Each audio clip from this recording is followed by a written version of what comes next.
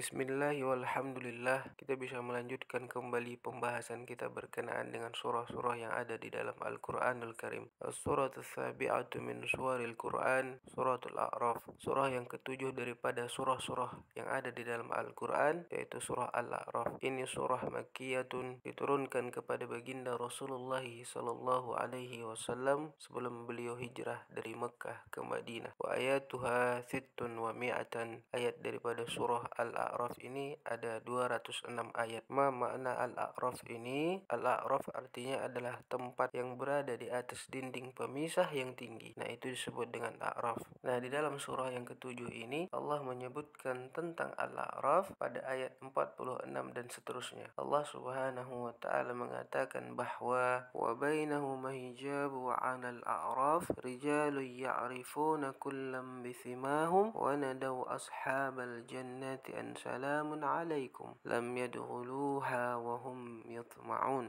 wa idza surifat absaruhum tilqa'a ashabin nar qalu rabbana la taj'alna ma'al qaumiz zalimin. Nah, di sini Allah Subhanahu wa taala menceritakan tentang Al-A'raf kepada kita, di mana Al-A'raf itu tempat yang tinggi, wa bainahuma hijab, di antara surga dan neraka itu ada hijab, ada dinding pemisah, sehingga orang-orang yang berada di surga tidak bisa ke neraka, dan orang-orang yang ada di neraka pun tidak bisa ke surga karena dipisah oleh hijab tadi. Alal a'raf, di atas dinding pemisah yang tinggi itu rijalun, laki-laki ada banyak. Biasanya di dalam Al-Quran bila mana ada kalimat laki-laki, maka perempuan pun ikut sekali termasuk di dalamnya. Seperti ya ayyuhalladzina amanu, hai orang-orang yang beriman. Alladzina itu muzakkar, amanu itu muzakkar. Nah, perempuan pun ikut termasuk. Macam kita assalamualaikum, kum itu kan untuk laki-laki, kalau perempuan nun, kun. Tapi biasanya kalau sudah disebut laki-laki, perempuan pun sudah tercakup di dalamnya. Wa alal a'rafi rijalun, dan di atas tempat yang tinggi tadi ada orang, banyak orangnya, rijal jamak. Ya'rifuna kullam bisimahum, mereka itu kenal akan penghuni surga dan mereka juga kenal akan penghuni neraka karena ada tanda-tanda pada mereka. Tapi orang-orang yang ada di atas A'raf ini tidak bisa ke surga dan tidak pula bisa ke neraka, mereka hanya bisa melihat sahaja. Wa nadaw ashabal jannati an salamun alaikum, dan mereka berseru kepada itu penghuni-penghuni surga, salamun alaikum, selamat atas kalian. Lam yadkhuluha wa hum yatma'un, mereka tidak bisa masuk ke dalam surga padahal mereka sangat ingin ke sana, namun tidak bisa masuk. Keindahan-keindahan surga, orang-orang yang ada di dalamnya mereka bisa melihat. Pedihnya siksaan-siksaan neraka mereka juga bisa melihat. Jadi mereka ini sangat ingin masuk ke dalam surga namun tidak bisa. Wa idza surifat absaruhum tilqa'a ashabin nar, bila mana dipalingkan pandangan mereka tadi itu kepada penghuni neraka, ashabul a'raf ini, orang-orang yang ada di a'raf ini, ketika melihat neraka mereka berkata, qalu rabbana la taj'alna ma'al qaumiz zalimin, ya Allah, ya Tuhan kami, janganlah engkau jadikan kami ini tergolong dalam golongan orang-orang yang zalim. Nah, jadi nanti di akhirat itu ada 3 tempat yang dihuni oleh manusia, ada surga, ada neraka, dan ada a'raf. Nah, a'raf ini orang yang hanya bisa melihat saja, melihat surga bisa, melihat neraka bisa, tapi tidak bisa masuk kedua-duanya. Nah, siapakah penghuni Al-A'raf ini? Kita pun mesti belajar juga. Siapa yang nantinya ditempatkan oleh Allah di akhirat, dia akan berada di dalam A'raf ini. Ke surga tidak bisa, ke neraka tidak bisa. Di dalam beberapa kitab tafsir disebutkan seperti tafsir At-Tabari, tafsir Imam Al-Qurtubi, dan tafsir lainnya, dikatakan bahwa yang menempati Al-A'raf itu adalah manistaghat hasanatuhum wa syai'atuhum, orang yang sama timbangan kebaikan dan kejahatannya, amal baik dan amal buruknya jika ditimbang sama hasilnya. Jadi ia tidak bisa masuk ke surga dan tidak pula bisa masuk ke neraka. Maka dibuatkan Allah ia berada di A'raf ini. Baginda Rasulullah sallallahu alaihi wasallam mengatakan bahwa tuda'ul mawajinu yaumal qiyamah fatujanul hasanatuhu wa syai'at fama rajahat hasanatuhum mithqala thu'ab dakhala al-jannah wa man rajahat syai'atuhu ala hasanatihi mithla thu'ab dakhala an-nar. Qila ya Rasulullah faman istaghat hasanatuhu wa syai'atuhu? Qala ulaika ashabul a'raf lam yadkhuluha wa hum yatma'un. Nah, ini hadis dibuat di dalam tafsir Imam Al-Qurtubi. Baginda Rasulullah mengatakan di hari kiamat nanti itu akan diletakkan timbangan amal manusia. timbangan amal kebaikannya dan juga timbangan amal kejahatannya. Fama rajahat hasanatuhum mithqala thu'abah, barang siapa amal kebajikannya lebih berat daripada amal buruknya walaupun bezanya itu sebesar zarrah, dakhalal jannah, maka ia masuk surga. Wa maradahat sayyi'atuhu ala hasanatihi mithla thu'abah, siapa yang menang amal kejahatannya daripada itu kebaikannya walaupun seberat zarrah, dakhalan nar, maka dia masuk ke neraka. Kemudian sahabat bertanya kepada Rasulullah, "Ya Rasulullah, bagaimana kalau seseorang itu timbangannya sama, buruk baiknya sama?" Maka baginda Rasulullah pun menyampaikan, "Ulaika ashabul a'raf." Mereka itulah penghuni a'raf. Mereka itu tidak bisa masuk ke surga padahal mereka sangat ingin masuk ke dalam surga itu. Nah, jadi amal kebaikan kita ini walaupun lebih sedikit ditimbang seberat zarrah dibanding dengan amal keburukan kita, maka insya Allah akan dimasukkan oleh Allah ke dalam surga. Nah, itu sebabnya baginda Rasulullah sallallahu alaihi wasallam mengatakan, "La tahfiranna minal ma'ruf syai'a walau antalka akhaka biwajhin tariq." Rawahu Muslim. Jangan engkau anggap enteng, engkau anggap remeh perihal sesuatu amal kebaikan itu, walaupun dengan cara engkau temui saudaramu dengan senyuman atau dengan muka yang manis. Jadi jangan pernah kita anggap enteng suatu kebaikan walaupun itu kadang kita anggap kecil. Barangkali itu nantinya yang akan memberatkan timbangan amal kebajikan kita di akhirat kelak. Di dalam hadis lain menjelaskan bahwa baginda Rasulullah sallallahu alaihi wasallam mengatakan, "Marra rajulun bi muslim syajarah ala zahri tariq faqala wallahi lahu nahyan haza 'anil muslimin la yumdihim udkhilul jannah." Rawahu Muslim. Seorang laki-laki hendak lewat di jalan. Dia melihat ada dahan kayu di jalan itu, kemudian ia singkirkan dahan kayu itu di tengah-tengah jalan tadi dengan niat tulus karena Allah, supaya orang muslim nyaman berjalan, supaya tidak kenapa-napa orang ini di jalan. Maka di akhirat kelak diputuskan oleh Allah ini laki-laki masuk surga karena perbuatannya yang demikian itu. Dan baginda Rasulullah sallallahu alaihi wasallam mengisahkan juga bagaimana seorang perempuan, mohon maaf ini pelacur, yang memberikan minum kepada anjing yang sangat kehausan, yang akhirnya perempuan ini dimuliakan oleh Allah,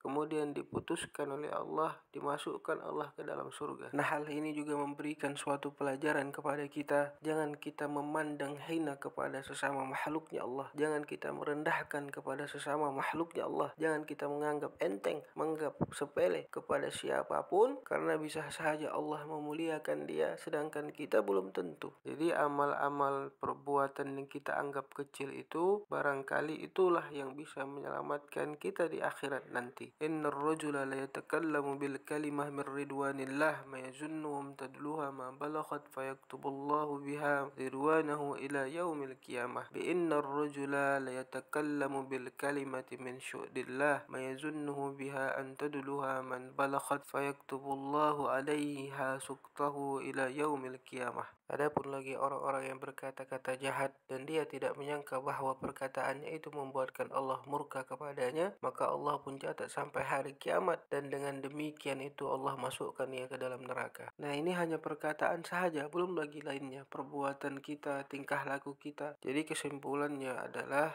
perbuatan sekecil apapun itu, baik atau buruk, jangan pernah kita anggap remeh, karena demikian itu akan menentukan nasib kita di akhirat nanti, akan memberatkan timbangan amal kebaikan maupun amal kejahatan kita. Karena kebanyakan yang memasukkan manusia ke dalam surga adalah amal ibadah yang sebenarnya ia lupakan, dan kebanyakan memasukkan manusia ke dalam neraka adalah amal kejahatan yang ia lupakan. Nah, mari sama-sama kita perhatikan kembali, apakah telinga kita ini sudah kita gunakan untuk mendengar yang baik? Apakah mulut kita ini sudah kita gunakan untuk berkata-kata yang baik? Apakah tangan kita ini sudah kita gunakan untuk melakukan perkara yang baik? Apakah kaki kita ini sudah kita gunakan untuk berjalan ke tempat-tempat yang baik? Apakah pikiran kita ini sudah kita gunakan untuk memikirkan nikmat-nikmat Allah? Apakah hati kita ini sudah kita gunakan untuk berzikir kepada Allah? Nah, demikianlah insya Allah di lain kesempatan kita akan melanjutkan kembali perihal surah Al-A'raf ini. Mudah-mudahan Allah Subhanahu wa ta'ala memberikan kita petunjuk sehingga kita bisa benar-benar menjadi hamba-hamba Allah yang bertakwa sampai kita mati. Minta doa, minta halal, minta ampun dunia akhirat. Wal afu minkum. Wassalamualaikum warahmatullahi